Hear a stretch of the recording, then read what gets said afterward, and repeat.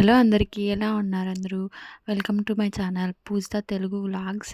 మేమైతే మంత్రాలయంకైతే ఎళ్తున్నాము. ఇదైతే సడన్ ట్రిప్ అనమాట. చాలా అంటే చాలా సడన్‌గా వితిన్ 1 అవర్‌లో రెడీ అయిపోయి ఎళ్ళిపోయాము. యాక్చువల్‌గా అరుణాచలం అనుకున్నాం కానీ అరుణాచలంలో బస్ చూస్తే క్యాన్సిల్ అయిపోయింది టూర్ బస్సు. సో, ఇంకా ఏదో ఒకటని స్టార్ట్ అయ్యాము. మేమైతే బస్‌కైతే బయలుదేరాము. ఒక 4 అవర్స్ పట్టింది హార్డ్‌లీ అనంతపూర్ నుంచి మంత్రాలయంకి. ఈ టైంలో మాకెక్కువ ఉంటారనైతే అస్సలు తెలీదు. జనమైతే చాలా క్రౌడ్ ఉన్నారసలు. మంత్రాలయంలో ఎప్పుడు ఇంత జనం చూడలేదసలు. ఉన్నారు గానీ, అసలు ఎప్పుడు పోయినా తొందరగా అయిపోయేది దర్శనం. మేము దిగుతానే అసలు అక్కడ ఏమీ దొరకలేదు. లాడ్జులు లేవు. అసలు ఎక్కడ చూసినా అంతా ఫుల్లుంది. పర్ డేకి 2000, 3000, 4000 అట్లా తీసుకుంటున్నారు. మేము మాట్లాడి అక్కడ 2400 అట్లా సెట్ చేసుకున్నాము ఇంకా. అయితే మేము ఇంకా రూమ్‌కి ఎళ్ళి లా రెడీ అయిపోయి మేమైతే దర్శనానికైతే స్టార్ట్ అయ్యాము. ఈవినింగ్ ఇది.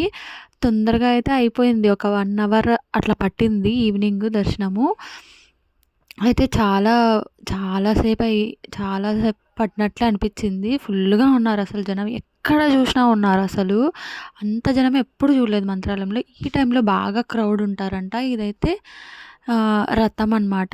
ఒక ఆహ్, వెండి, గోల్డ్ అట్లా చాలా చాలా సార్లు తిప్పుతారంట స్వామిని ఆహ్, మంత్రాలయంలో రాఘవేంద్ర స్వామిని ఇట్లా. అయితే చాలా బాగా అనిపించింది మాకు.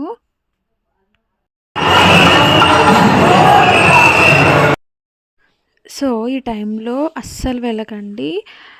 మేము వెళ్ళిందైతే జాన్వరి జాన్వరి టు జూన్.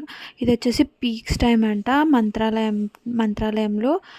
తర్వాత ఎప్పుడు వెళ్ళినా గానీ మరి అంతేముండరు. ఉంటారు గానీ తొందరగానే అయిపోతది దర్శనము. ఈసారి మాకి చాలా సేపు పట్టింది. అసలు రూములు దొరకలేదు. అసలు ఒక్కసారి ఇదైతే క్లోజ్ అయిపోయినాక ఎంతమందున్నారో అసలు బయటైతే చాలామందున్నారు. మేమైతే ఇక బయటకొచ్చేసాము. అయిపోయిన తర్వాత ఒక చోట తిందామని చెప్పి వెళ్తున్నాము. ఆల్రెడీ ఆఫ్టర్‌నూన్ కూడా ఏం తినలేదు. ఇక్కడ డైరెక్ట్‌గా బస్సు ఉంటే Anantapur to Mantralayam direct bus ఉంటే ఎక్కేసాము. సో, ఏం తినలేదు. అందుకని తినడానికైతే వచ్చాము మేము. ఫస్ట్ అయితే ఒక హోటల్‌కి వెళ్ళాము. మాకైతే అస్సలు నచ్చలేదు ఆ హోటల్‌లో. ఇక్కడ మంత్రాలయంలో ఏంటంటే హోటల్స్‌లో కంటే డైరెక్ట్‌గా బయట చేస్తారు కదా! కొంచెం బయట పెట్టుకొని మరీ హోటల్‌లో లోపల బాగా ఉండే చోట కాకుండా నార్మల్‌గా ఉండే చోట పోయి తింటేనే చాలా బావుంటాయి. అసలు హోటల్స్‌లో అయితే అస్సలు బాగుండవు. తర్వాత గుడికి ఆపోజిట్‌లోనే ఒక షాప్ ఉంటది. Tiffin shop. చాలా బావుంటాయి అక్కడ టిఫిన్స్ అసలు చాలా బావుంటాయి. పొంగల్, ఇడ్లీ, వడ ఏది తీసుకున్నా బావుంటాయి. తర్వాత అయితే మేము టాయ్స్ తీసుకున్నామని కొంచెం విండో షాపింగ్ లాగా చేద్దామని వచ్చాము. ఒక చోట వాసవి టాయ్స్ అని చెప్పి ఉంటది. కొంచెం సందులోకెళ్తే లాడ్జ్‌లన్నీ ఉంటాయి అక్కడ. అక్కడ తీసుకున్నాము. అన్నీ హోల్‌సేల్ ప్రైస్‌లో ఇస్తున్నారు. ప్రైజెస్ అయితే చాలా హోల్‌సేల్‌లో ఇచ్చారు మాకి. అంటే వేరే చోట్ల అడిగి చూసాము. ఇక్కడ చాలా రేట్లయితే కొంచెం తగ్గించి ఇచ్చారు మాకి. కాకపోతే ఫిక్స్డ్ రేటు. బార్గెనింగ్ అయితే లేదు.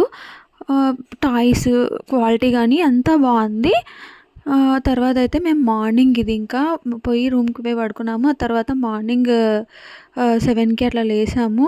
లేసి మళ్ళీ దర్శనానికి వెళ్దాము. ఇంకా ఏం చేద్దాం అని చెప్పి దర్శనానికి ఇంకోసారి వెళ్దామని పోతే అస్సలు ఎంత పెద్దగుందో క్యూ లైన్ దర్శనానికి.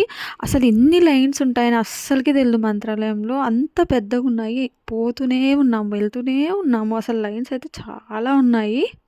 మాకైతే అసలు అప్పుడే తెలిసింది అంత ఉంటదని. తర్వాత అయితే దర్శనం 5 అవర్స్ పట్టింది. దర్శనం చేసుకొని టిఫిన్ తినేసాము ఇంకొక చోట. ఇట్లా బయట అంతా పెడుతుంటే ఆ తర్వాత అయితే కొంచెం ఇట్లా లోపలికొస్తే ఒక చెరువు నదిలాగా ఉంటది. ఆ నది దగ్గర అయితే మేము ఇక్కడ క్యామెల్ చూసాము. క్యామెల్‌లో అయితే మా జస్విక్‌ని ఎక్కించాలని ఒకసారి అయితే అడిగాము. పర్ పర్సన్‌కి 100 అంట. తర్వాత అయితే ఎవరైనా పెద్దోళ్ళు ఎక్కితే 50 రూపీస్ అంట. 150 రూపీస్ అట్లా తీసుకున్నారు. కొంచెం దూరం అయితే అట్లా నడిపించి తీసుకొస్తారు. అదొక ఎక్స్‌పీరియన్స్ అనమాట పిల్లలకి. చాలా బావుండింది. మా వాడైతే బాగా ఎంజాయ్ చేసినాడు.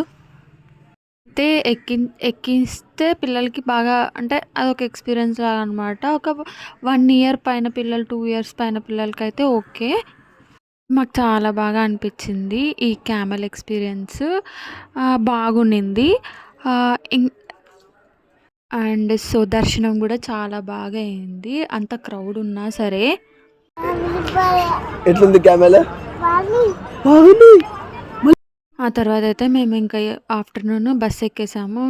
బస్ అయితే మంత్రాలయంకి అనంతపుర్‌కి మొత్తం ఫ్రీ అనమాట అనంతపుర్‌కి. అయితే మాకు చాలా బాగుంది ఈ జర్నీ.